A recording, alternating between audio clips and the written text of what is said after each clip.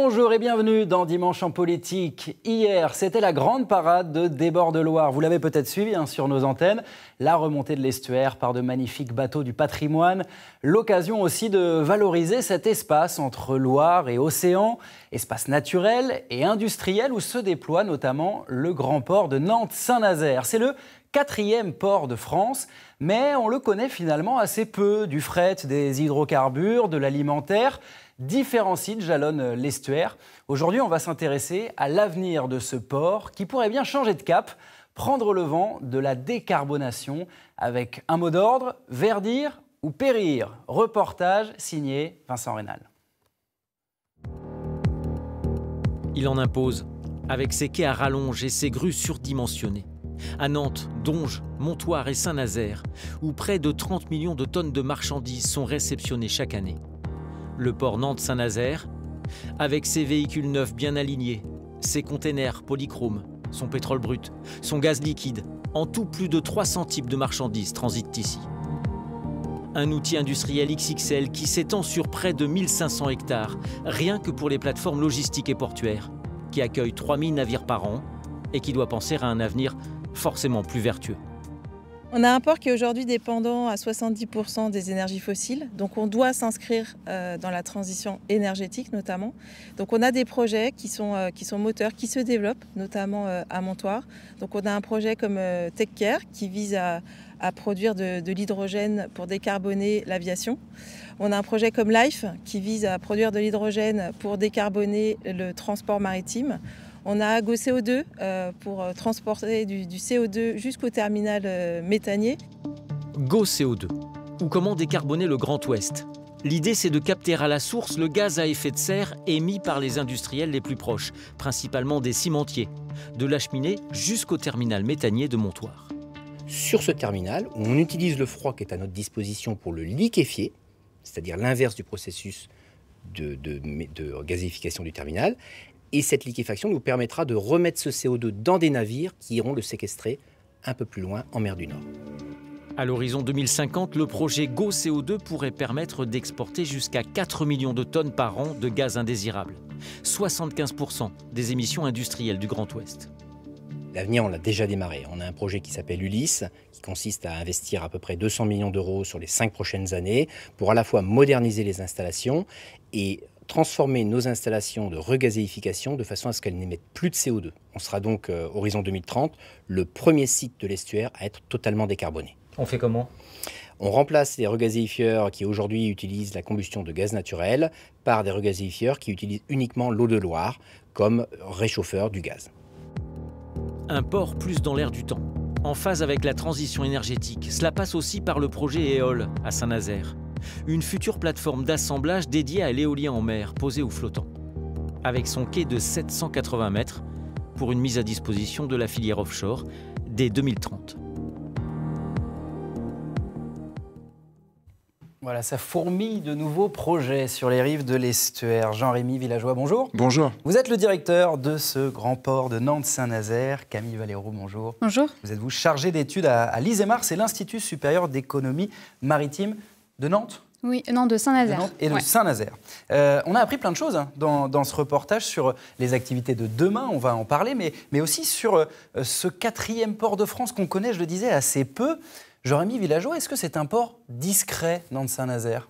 Comme tous les ports, il est discret, parce qu'en fait, quand ça se passe bien, ça se passe à bas bruit, et c'est quand même l'essentiel. Mais le grand port maritime de Nantes-Saint-Nazaire, c'est 600 personnes qui font en sorte que le port fonctionne 7 jours sur 7, 24 heures sur 24. C'est ça qui est essentiel, tout type de marchandises. Et c'est 28 000 emplois en tout, quand on prend les emplois maritimes, les emplois indirects aussi dans les services ou les emplois industriels qui sont liés. C'est toujours un grand port, le port de Nantes-Saint-Nazaire. On entendait 30 millions de tonnes de marchandises par an. On ne sait pas trop ce que ça veut dire par rapport à ses concurrents. Ça reste un port important. Oui, c'est le 4e port français, on l'a dit dans le reportage. Et puis c'est le premier aussi de la façade atlantique. Donc effectivement, c'est fait partie des grands ports. Il y a aussi, c'est un port aussi énergétique. Donc il y a 1/5 du raffinage qui vient du port de Nantes-Saint-Nazaire. Ça, c'est son ADN vraiment, l'énergie. Oui, c'est vraiment le port énergétique. Ou les images qu'on peut associer au port. Tout à fait, avec une partie pétrole et une partie aussi gaz assez importante. Et alors, quels sont ses concurrents, si on dézoome un petit peu? C'est quoi? C'est le port du Havre? C'est plutôt Fos-sur-Mer? Il est en concurrence et en compétition sur l'axe, en tout cas atlantique, avec Lorient ou La Rochelle, on va dire. Mais voilà, en tout cas, en termes énergétiques, il irrigue vraiment au-delà du Grand Ouest, quoi. C'est quelque chose de très stratégique par rapport à une envergure nationale. Et je disais, est-ce qu'il est toujours aussi grand? L'activité a baissé un petit peu, moins 10%, je crois, l'année dernière, en 2024. Est-ce que c'est un mouvement de fond ou est-ce que c'était conjoncturel? Un peu les deux. L'activité du port dépend en fait du territoire qui dessert. Donc quand le territoire importe beaucoup, le port fonctionne beaucoup. Quand il exporte, vous voyez, le port est toujours au service du territoire. Donc son activité, sa santé reflète en fait les activités qui s'y déroulent. Le port de Nantes-Saint-Nazaire a un rôle clé, un rôle stratégique avec des enjeux de souveraineté nationale sur l'alimentaire. Il faut bien prendre conscience de ça. L'alimentation pour les animaux, pour la volaille. Premier port, je crois, pour l'alimentation animale. On est le premier port. Donc on gère des stocks stratégiques. Il faut savoir qu'un poulet sur deux, aujourd'hui, il est alimenté à partir de Nantes-Saint-Nazaire. Nantes et Saint-Nazaire, parce qu'il y a les deux villes. À Cheviré, on a l'impression qu'il y a un peu moins d'activité. Je crois que c'est 7% du trafic. Ça va rester Nantes-Saint-Nazaire ou ce sera le port de Saint-Nazaire demain? C'est Nantes-Saint-Nazaire. Ça a toujours été Nantes-Saint-Nazaire. Vous allez continuer à investir à Cheviré, même si on est loin de l'océan? Oui, parce que l'essentiel du port, c'est un port d'estuaire. Donc son rôle, c'est d'irriguer le plus profondément possible dans le territoire, donc d'accompagner le développement des cités autour des berges. Ça a toujours été ça, à partir du moment où ça a été créé, donc ça continuera. Le port a autant besoin. Vous allez investir à Cheviré? Oui, on continue à investir, on le fait. On investit, on innove à Cheviré. Vous savez qu'à Cheviré, on est en train d'installer le premier parc de stockage d'énergie à base de batteries, donc capable de stocker de l'énergie et d'alimenter la ville. On a des expérimentations sur Cheviré qu'on ne peut pas faire ailleurs. Il y a des choses qu'on teste et qu'on va ensuite déployer sur Montoire ou sur Saint-Nazaire. Et vice-versa. On a besoin des deux territoires.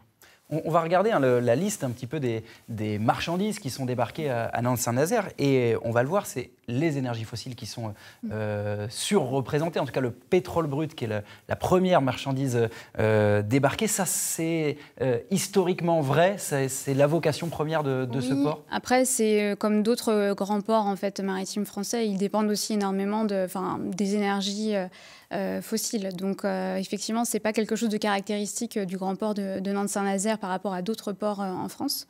Après, il y a aussi donc Total investi pour moderniser aussi sa raffinerie. La deuxième plus grande de France. Oui, et aller vers des carburants désoufrés.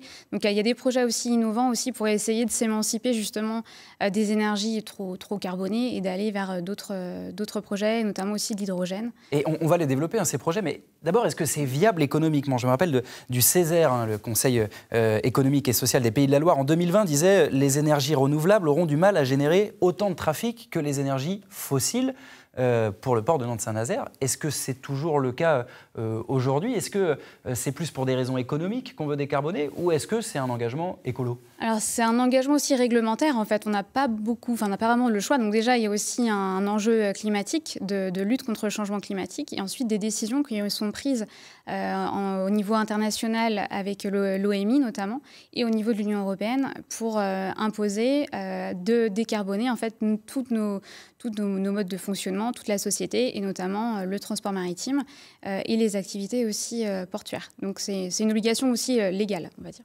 Verdir ou périr, c'est ce que je disais en début d'émission, c'est ce que vous avez amené depuis que vous êtes aussi à la présidence du port, ce choix, cette bifurcation. C'est une bifurcation économique avant tout quand même? Alors, c'est pas verdir ou périr, c'est verdir et grandir.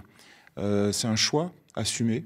Le port doit se développer au service du territoire, au service de l'État. Il n'était pas en déclin, le port de Nantes-Saint-Nazaire? Le port accompagne le développement. Si les énergies, si les activités décroissent, le port décroît, c'est évident.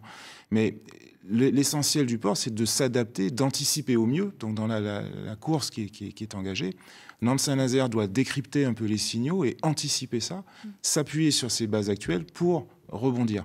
Donc c'est un rebond pour développer, pour construire, et pour construire au service du territoire. Donc c'est les nouvelles énergies, c'est les énergies marines renouvelables, c'est ça notre avenir. Donc c'est un nouvel horizon. Vous dites il faut se libérer des énergies fossiles. Ouais. Qu'est-ce qu'on vous répond quand vous allez toquer à la porte de Total Energy, la raffinerie de Donge, deuxième plus grande de France, qui alimente le Grand Ouest, mais aussi, et je ne le savais pas, jusqu'à Metz, avec un oléoduc, un pipeline en tout cas, qui traverse la France.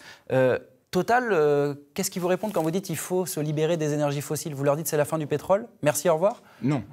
Total est le premier à verdir son activité. Ce sont les premiers à investir lourdement. Ce sont des centaines de millions d'euros qui sont investis par nos grands industriels pour justement décarboner leur activité. On l'a vu dans le reportage.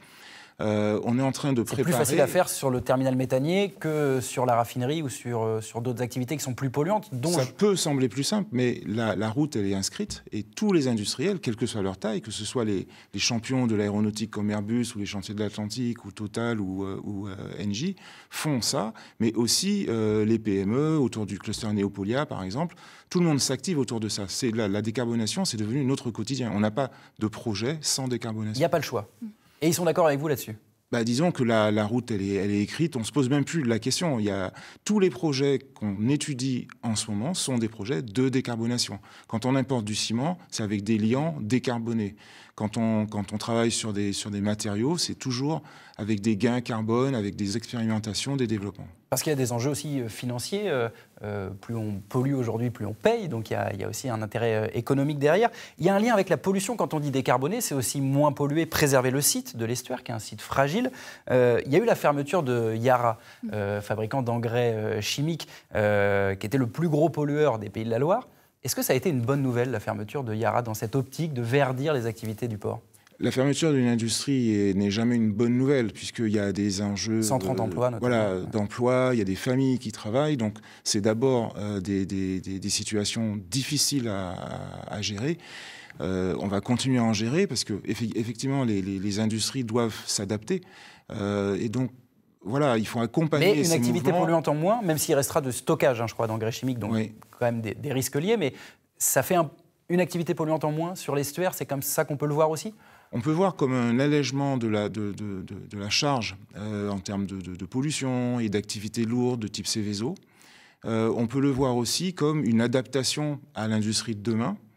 Et donc on voit que les industriels, les entreprises, le grand port maritime s'adaptent autour de ça et créent des activités. Je pense que la clé de succès, c'est que quand il y a quelque chose qui disparaît ou qui décroît, on puisse préparer l'avenir et accueillir de nouvelles infras. C'est ça qui est important. Et il y a de nombreuses associations de protection de l'environnement qui sont avec vous dans cette feuille de route de décarbonation. C'est une manière quand même aussi de préserver, je le disais, ce milieu fragile. Il y a la moitié de la superficie que vous gérez, c'est un espace naturel. C'est aussi ça l'enjeu, Camille Valero, dans la gestion du port? Oui, tout à fait. Le port travaille avec France Nature Environnement, ou la LPO, ou d'autres organismes, d'autres ONG. Et effectivement, la moitié, on ne se rend pas trop compte. C'est vrai que l'estuaire est quand même très large. Entre Nantes et Saint-Nazaire, il y a beaucoup d'espaces naturels et le port aussi gère ces espaces-là. Et donc, il a vocation à prendre ce tournant vers notamment les énergies marines renouvelables. On va parler des éoliennes. C'est un cap, plus qu'une diversification d'activités, c'est une nouvelle ADN qui est en train de naître avec ce projet EOL et l'éolien en mer. Oui, très clairement. C'est une évolution de longue date. L'éolien, c'est 100 millions d'euros investis par le port depuis 2015 à peu près. Donc c'est quelque chose qui est mûrement réfléchi, qui fait qu'aujourd'hui, Nantes-Saint-Nazaire, c'est le premier hub pour produire des éoliennes et les déployer en mer. Je confirme, c'est un maillon incontournable. J'y suis allé du déploiement. cette semaine et il y a des éoliennes partout sur le port à Saint-Nazaire. C'est déjà impressionnant. On va aller encore plus loin.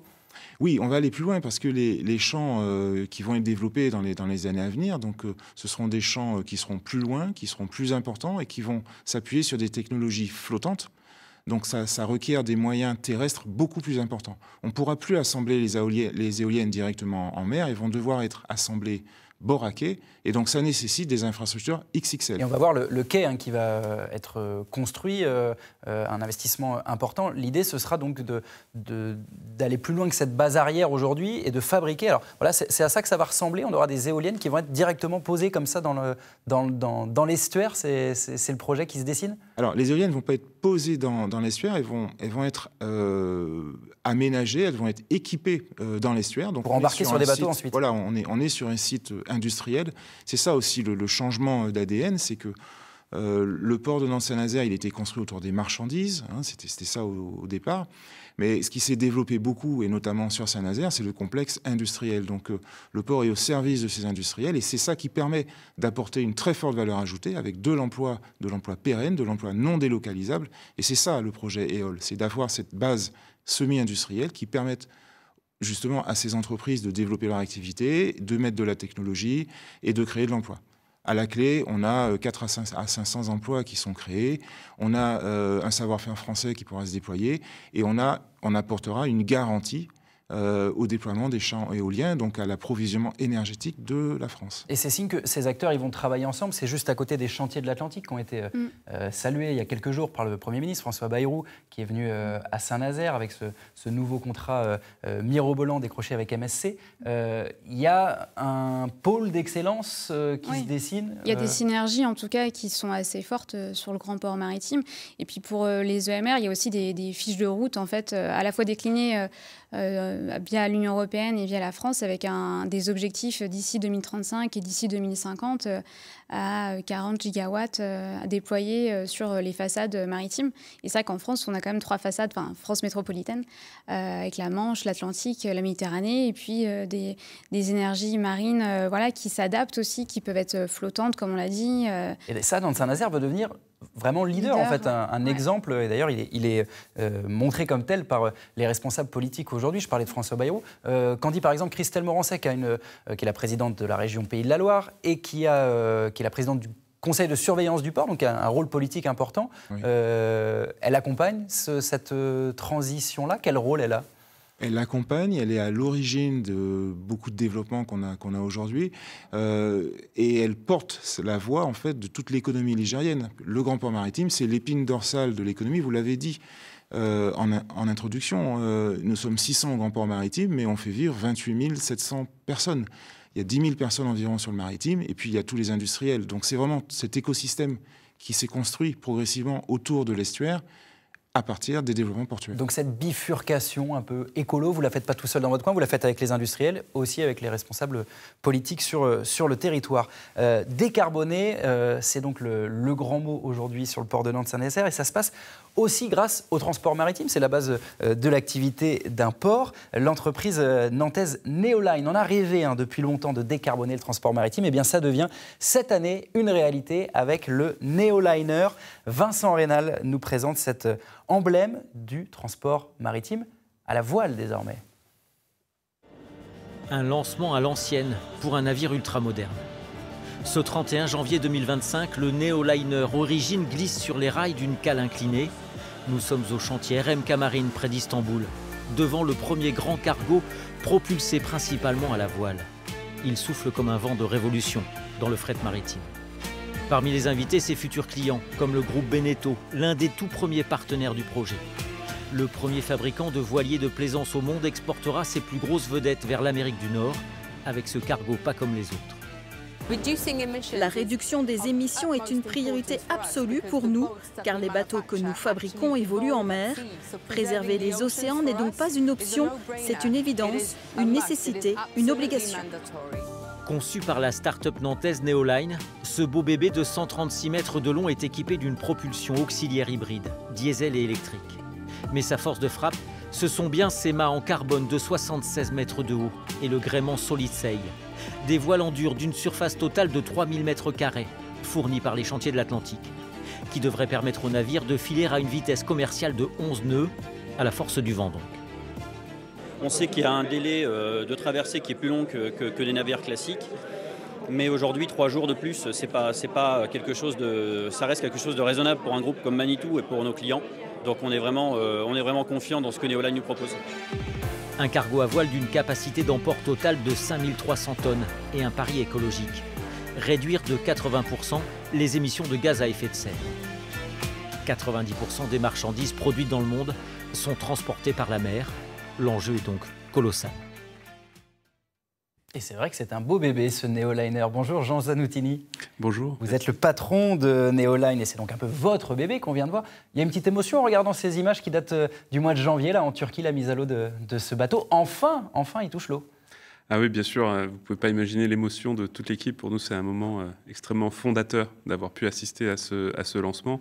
Puis là, on peut voir les mâts s'ériger, les voiles aussi se hisser pour les premières fois et on a hâte des... Ça a été long, hein, ça a été compliqué cette affaire-là. C'est le propre de tout projet un peu innovant, pilote comme le vôtre, ou ça a été plus dur que prévu ? Alors, je ne sais pas vraiment ce qu'on avait prévu au départ avec le recul, mais c'est vrai que c'est un projet qu'on porte depuis 2011 pour les fondateurs. Et bon, il a fallu convaincre. Disons qu'un projet aussi grand, ça ne se fait pas seul. Parce que c'est une première mondiale hein, quand même. Voilà. C'est le bateau le plus grand dans cette catégorie des bateaux à voile, c'est ça ? Ce qu'on essaie de faire, c'est d'être à l'échelle industrielle. Donc vraiment pouvoir apporter un transport qui soit ponctuel et qui transporte dans les standards de la logistique tout en utilisant le vent comme propulsion principale. Donc c'est cette combinaison-là des deux qui est vraiment nouvelle ici. Et qui était un défi. Et là, il fallait convaincre beaucoup de monde. Et c'est quoi son programme ? Alors il va être hébergé, son port d'attache, ce sera Saint-Nazaire ? Tout à fait, oui. Et il aura vocation à traverser l'Atlantique, direction Baltimore. Voilà, alors son port d'attache c'est Nantes, mais je dirais que l'escale régulière c'est Saint-Nazaire, la tête de ligne, et c'est Nantes, Saint-Pierre-et-Miquelon, Baltimore et Halifax au retour. L'objectif c'est vraiment d'amener une nouvelle ligne de transport, une nouvelle offre pour les industriels de la région du Grand Ouest. Donc on a vu Manitou, il y aura à passer par le port. Il y aura qui d'autre, à part, on a entendu Manitou dans le reportage, quels autres industriels vous embarqueront avec vous ? Donc effectivement, on a vu Manitou, Beneteau, il y a également Longchamp, Ency, La Fournée Dorée, Rémy Cointreau. Et qu'est-ce qui les caractérise, ces clients ? Ce sont des gens engagés qui se disent, bon, on s'en fiche de mettre quelques jours de plus et de payer peut-être plus cher. Est-ce que c'est plus cher de traverser l'Atlantique avec vous ? Alors ça dépend puisqu'on sert plusieurs marchés. Donc pour des clients très industriels comme Manitou, comme Beneteau, on arrive quasiment à être compétitif en door-to-door, en tout cas pour leur transport. Pour des frais plus massifiés comme le conteneur, on a tendance à effectivement être plus cher parce qu'on n'a pas la même taille, la même échelle. Mais on va quand même créer cette liaison plus directe. Un exemple. Combien de temps pour traverser l'Atlantique ? Alors pour Saint-Pierre-et-Miquelon par exemple, on va mettre 8 jours. Là aujourd'hui, c'est 20 jours le trajet. Donc on arrive en créant un raccourci et tout en allant moins vite à finalement amener un service plus rapide. Et pour Saint-Nazaire, c'est 13 jours. Je crois que vous êtes très attendu par les Saint-Pierrais avec cette nouvelle ligne. Ça peut concurrencer le transport carboné, ces solutions de propulsion vélique. Vraiment, c'est l'avenir ? Oui, je crois que c'est vraiment l'avenir. Alors, concurrencer et compléter. Dans un premier temps, on va dire compléter l'offre maritime. Et on voit bien que les chargeurs sont enclins à utiliser ce type de bateau pour des raisons qui leur sont propres, soit de visibilité, soit de transport. Et ça, c'est très bien. Les ports doivent accompagner ce mouvement. C'est pas facile, parce qu'accueillir des bateaux à voile avec des gréements... Qu'est-ce que ça change ? Eh ben, nous, on aime bien des bateaux qui soient très très gros, qu'on charge très très vite et qui occupent un minimum de surface à quai. Avec ces navires, c'est exactement l'inverse.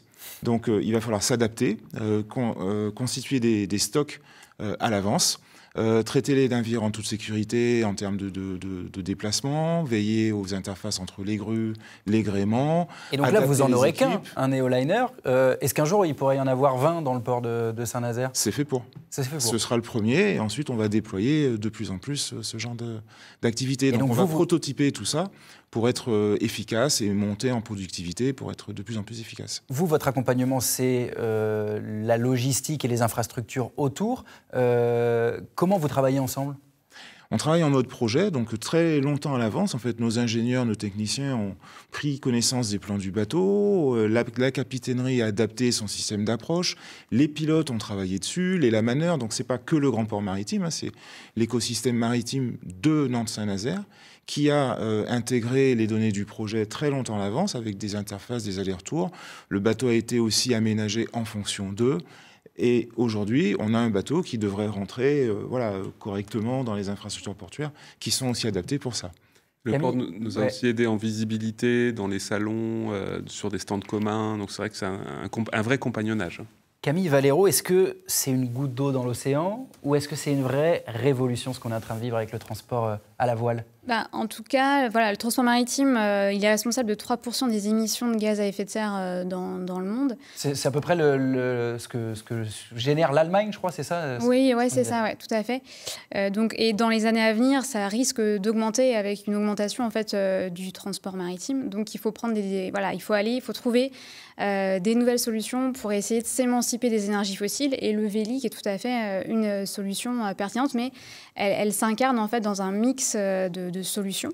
C'est plus intéressant que l'hydrogène, par exemple, aujourd'hui, pour un armateur? En tout cas, l'avantage, c'est que voilà, c'est disponible, c'est gratuit, c'est le vent. Alors, on n'en trouve pas forcément partout de la même manière. Par exemple, la transatlantique, c'est un bon exemple.